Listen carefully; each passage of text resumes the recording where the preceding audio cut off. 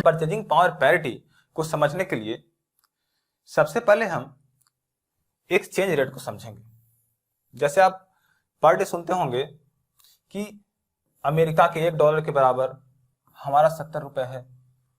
तो क्या ये $1 और ये 70 रुपए क्या वास्तविक स्थिति का मापन करते हैं? क्या ये वास्तविक रूप से ये बता सकते हैं कि किसी देश की परचेजिंग पावर दूसरे देश की परचेजिंग पावर के कंपैरिजन में कितना ज्यादा है या कितना कम है? तो इसके लिए हम एक उदाहरण लेते हैं। जैसे मान लीजिए क्या है, ये एक बर्गर है। तो बर्गर अमेरिका में भी लोग खाते हैं और बर्गर इंडिया में भी लोग खाते हैं। तो हम इस बर्गर का कंपैरिजन डॉलर में भी करके देखते हैं और रुपए में भी करके देखते हैं। अगर डॉलर में देखें तो एक बर्गर की कीमत $5 होगी, और अगर हम इंडिया में देखते हैं तो अगर एक्सचेंज रेट के हिसाब से देखें तो $5 बराबर कितना हो जाएगा? 350 रुपए। यानी कि जो बर्गर अमेरिका में $5 में मिल रहे हैं, अगर एक्सचेंज रेट के हिसाब से देखें तो हमारे यहाँ 350 रुपए में मिलने चाहिए। लेकिन ऐसा नहीं होता है, क्योंकि यहाँ पे रियल प्राइस 150 रुपए करीब होगा। तो एक्सचेंज रेट हमें ये सही से नहीं बता सकता कि किसी देश की लिविंग स्टैंडर्ड कितनी है, किसी देश में महंगाई कितनी है, या किसी देश की परचेजिंग पावर दूसरे देश की कंपैरिजन में कितना ज्यादा है या कितना कम है।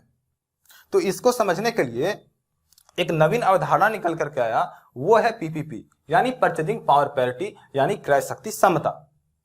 तो क्रय शक्ति समता के लिए वर्ल्ड बैंक, IMF या OECD सबने बहुत ही प्रयास किया है। तो क्रय शक्ति समता में हम करते क्या हैं कि जैसे कोई वस्तु लेते हैं, मान लीजिए ये कोई कपड़ा है। अगर इस कपड़े की कीमत अमेरिका में $5 है या $6 है, तो भारत में इसकी कीमत कितनी होगी? तो इसका निर्धारण हम परचेजिंग पावर पैरिटी यानी क्रय शक्ति समता के आधार पर सही सही कर सकते हैं। तो इसके लिए वर्ल्ड बैंक ने एक सही तरीका निकाला कि जैसे कोई बास्केट ऑफ गुड्स ले लिया जाए, यानी बहुत से सामान का एक समूह ले लिया जाए और सेम समूह को किसी दूसरे देश से कंपैरिजन किया जाए और देखा जाए कि डॉलर के मुकाबले रुपए या फिर कोई और करेंसी के मुकाबले रुपए कितना ज्यादा है, कितना कम है। तो इसका निर्धारण हम पीवीपी से कर सकते हैं। तो इसके लिए हम करते क्या है कि एक बास्केट ऑफ गुड्स ले लिए। तो बास्केट ऑफ गुड्स का कीमत मान लीजिए $100 है, और हमारे यहाँ सेम बास्केट ऑफ गुड्स का कीमत मान लीजिए 1800 रुपए है। तो जब हम परचेजिंग पावर पैरिटी निकालेंगे तो हम क्या करेंगे कि किसी एक कंट्री के करेंसी से किसी दूसरे कंट्री की करेंसी को भाग दे देंगे। तो जब हम भाग देते हैं, जो टोटल निकल करके आता है, उससे हम कंपैरिजन कर सकते हैं कि $1 बराबर कितना रुपए हो सकता है। तो परचेजिंग पावर पैरिटी हमें यही दिखाता है कि आखिर किसी रुपए की वास्तविक वैल्यू क्या है, यानी किसी करेंसी की, चाहे वो डॉलर हो चाहे रुपए हो, उसकी वास्तविक वैल्यू क्या है।